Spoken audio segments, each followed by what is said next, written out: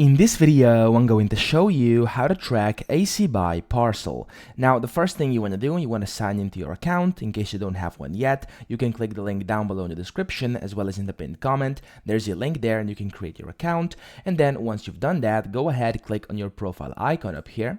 And then it's going to take you to the dashboard over here where you can see a bunch of different things. First, go to order, which is going to be down here in the middle somewhere. And then you want to select, of course, the order you want to essentially track, or the parcel, of course. Now, inside your order, you'll be able to see your order details. So you can click on order details over here. And once your item has actually been shipped, you'll be able to see your tracking number. So this over here is currently the order number, but of course, you will get the tracking number once your items are shipped.